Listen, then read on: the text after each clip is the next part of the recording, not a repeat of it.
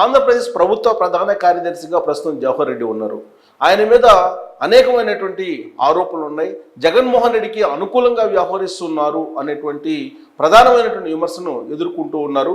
ఆయన స్థానంలో మరొకరు నియమించేటువంటి అవకాశం ఉంది అని చెప్పి ఇప్పుడు ఢిల్లీ వర్గాల్లో చర్చ జరుగుతుంది. అంతేకాదు ఎన్నికల కమిషన్ కూడా విపక్షాలు కంప్లైంట్ కూడా చేశాయి ఆయన మీద.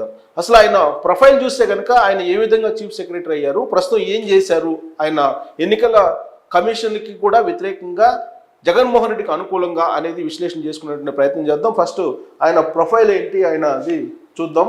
1990 బ్యాచ్కి సంబంధించినటువంటి ఐఏఎస్ ఆఫీసర్ జవహర్ రెడ్డి స్వస్థలం కడప జిల్లా.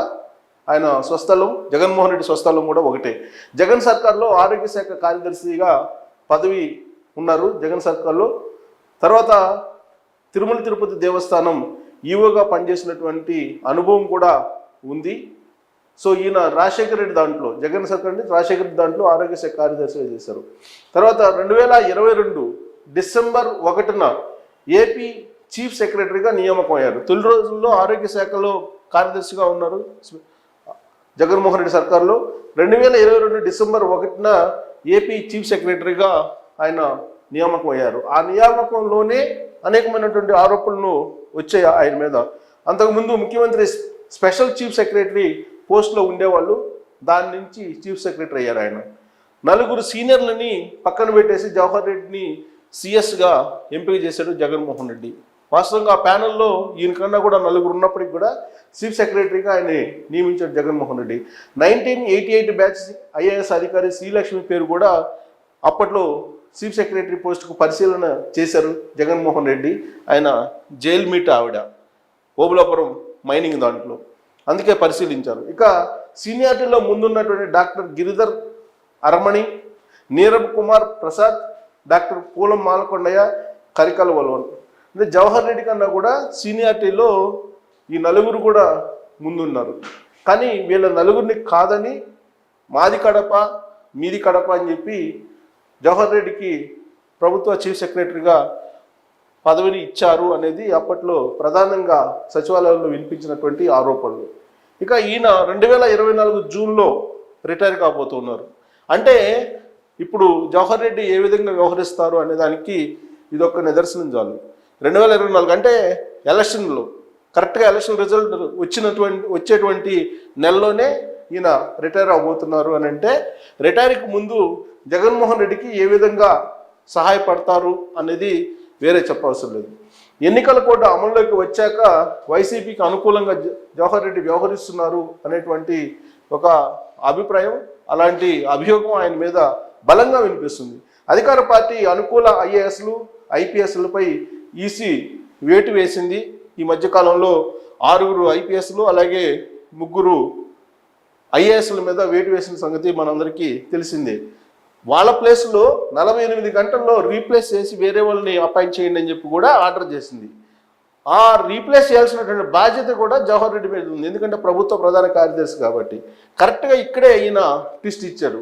బదిలీనటువంటి వారి స్థానంలో నియామకాలకు అధికారుల ప్యానల్ని జవహర్ రెడ్డి పంపించారు ఎలక్షన్ కమిషన్కి. ఆ లిస్టులో జగన్ వీర విధేయుల ఎవరైతే ఉన్నారో ఐఏఎస్లు ఐపీఎస్లు కొంతమంది, వాళ్ళ లిస్టు ఈసీకి పంపించారనేది ఇప్పుడు తాజాగా జవహర్ రెడ్డి మీద వస్తున్నటువంటి ఆరోపణ. వాళ్ళు ఎవరెవరు అనేది ఆల్రెడీ పేపర్లో రావడం జరిగింది. సో సగానికి పైగా ఈ పంపించినటువంటి ప్యానెల్లో వైఎస్ఆర్ కాంగ్రెస్ పార్టీకి జగన్మోహన్ రెడ్డికి విధేయులే అనేటువంటి ఆర్టికల్ కూడా మనం చూస్తూ ఉన్నాము. అలాంటి వారిని ఏరి కోరి సిఎస్ జవహర్ రెడ్డి ప్రతిపాదించారు, ఎలక్షన్ కమిషన్ పంపించారని. వైఎస్ఆర్ కాంగ్రెస్ పార్టీకి స్వామి భక్తిని ప్రదర్శించడంలో కొంతమంది ఉన్నారు అని చెప్పి ఈ ఆర్టికల్ సారాంశం. వీళ్ళలో ప్రధానంగా ప్రకాశం జిల్లాకు సంబంధించి ఇప్పుడు నియామకం అయ్యారు కొత్తగా, ఆయన ఆరోపణలు ఎదుర్కొంటున్నారు. అలాగే నెల్లూరు జిల్లాకు సంబంధించి ప్రకాశం జిల్లాకు సంబంధించినటువంటి గరుడ్ సునీల్ ప్రస్తుతం ప్రకాశం జిల్లా ఎస్పీగా ఆయన నియామకం అయ్యారు. ఆయన గతంలో అధికార పార్టీలో అంటకాగుతూ ఏకపక్షంగా వ్యవహరించారనేటువంటి ఉంది.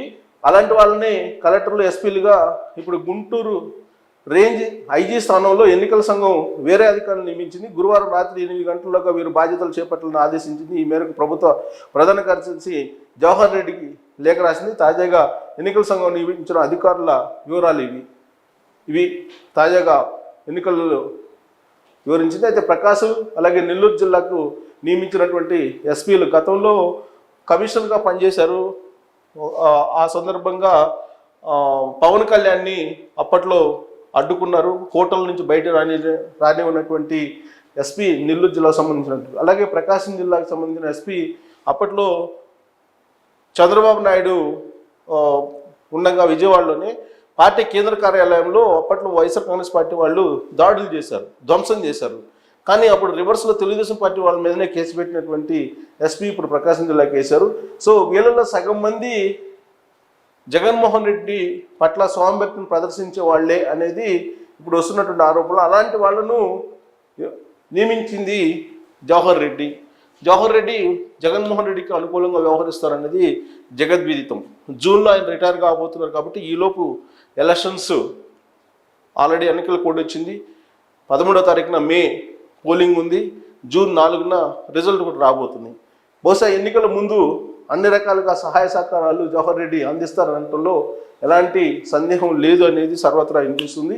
సిఎస్ జవహర్ రెడ్డి పైన ఈసీ అందుకే వేటు వేసే అవకాశం ఉంది. ఇప్పటికే జవహర్ రెడ్డి మీద అనేకమైనటువంటి కంప్లైంట్స్ కూడా వెళ్ళాయి. ప్రత్యేకించి తెలుగుదేశం పార్టీ, జనసేన, బీజేపీ కూడా కంప్లైంట్ చేసింది ఎన్నికల కమిషన్కి. సో ఎన్నికల కమిషన్ ఈయన మీద రేపో మాపో వేటు వేసేటువంటి అవకాశం ఉంది అని చెప్పి ఇప్పుడు సర్వత్రా చర్చ జరుగుతుంది. దానికి ప్రధానమైనటువంటి కారణాలు ఈ కొత్త ప్యానల్ ఎంపిక విషయంలో స్వామి భక్తిని ప్రదర్శించేటువంటి వాళ్ళని ఎంపిక చేయటం, అలాగే సామాజిక పింఛన్ల విషయంలో వయోవృద్ధులు 31 మంది చనిపోయారు. ఈ 31 మంది చనిపోవడానికి ప్రధాన కారణం ప్రభుత్వం సకాలంలో పింఛన్లు పంచకపోవడం, అలాగే డబ్బులు లేకపోయినప్పటికీ కూడా ఉన్నట్టు క్రియేట్ చేసి గ్రామ వార్డు సచివాలయాలకి వృద్ధుల్ని ఏకోజావు నుంచి నిల్చోబెట్టి వాళ్ళని ప్రాణం కోల్పోయేలా చేశారు అనేది కూడా విమర్శలు ఎదుర్కొంటున్నారు. ఇదంతా కూడా రాజకీయంగా జగన్మోహన్ రెడ్డికి అనుకూలంగా మలిచేందుకు చేస్తున్నటువంటి ప్రయత్నంగా, దానికి జవహర్ రెడ్డి బాధ్యతగా ఇప్పుడు తెలుగుదేశం పార్టీ చెప్తోంది. జవహర్ రెడ్డి బాధ్యత వహించాలని, ఎందుకంటే చీఫ్ సెక్రటరీగా ఉన్నారు ఆయన సామాజిక పెన్షన్లను సక్రమంగా పంచాల్సినటువంటి రెస్పాన్సిబిలిటీని తీసుకోవాలి. సామాజిక పెన్షన్లు వృద్ధులకు పంచేటప్పుడు వృద్ధులు ఎంతసేపు ఆ ఎండలో నుంచోగలరు, వాళ్ళకి ఎలాంటి ప్రత్యామ్నాయ మార్గాలు ఏర్పాటు చేయాలనేది ఆలోచించాలి జవహర్ రెడ్డి. కానీ ఆయన ప్రత్యామ్నాయ మార్గాలను చూడలేదు. అందుకే 31 మంది చనిపోయారనేది తెలుగుదేశం పార్టీ చేస్తున్నటువంటి ఆరోపణ. వాస్తవంగా గ్రామ వార్డు సచివాలయాలు ఉండేటువంటి సిబ్బందితోటి ఇంటికి పంపించి పెన్షన్లను అందజేసేటువంటి యంత్రాంగం ఉంది. అలాగే పంచాయతీ కార్యదర్శులు కూడా ఉన్నారు. కానీ చీఫ్ సెక్రటరీ ఆలోచన చేశారా? చేసి కూడా వైఎస్ఆర్ కాంగ్రెస్ పార్టీకి అనుకూలంగా ఉండేలాగా గ్రామ వార్డు సచివాలయాల్లో వృద్ధుల్ని క్యూలో నిలబెట్టాలని కానీ ఉద్దేశంతో నిలబెట్టారా? అందుకే 31 మంది చనిపోయారు. ఈ 31 మంది చనిపోవడానికి కారణం చీఫ్ సెక్రటరీ అలాగే ముఖ్యమంత్రి కారణం అనేది ఇప్పుడు తెలుగుదేశం పార్టీ ఆరోపిస్తుంది. ఆ మేరకు ఎన్నికల కమిషన్ కూడా కంప్లైంట్ చేసినటువంటి క్రమంలో ఇప్పుడు చీఫ్ సెక్రటరీని మార్చేటువంటి అవకాశం ఉంది అని చెప్పి విశ్వసనీయంగా తెలుస్తుంది. సో మారుస్తారా? మారిస్తే ఎవరిని నియమించేటువంటి అవకాశం ఉంది అనేది మనం చూడాలి.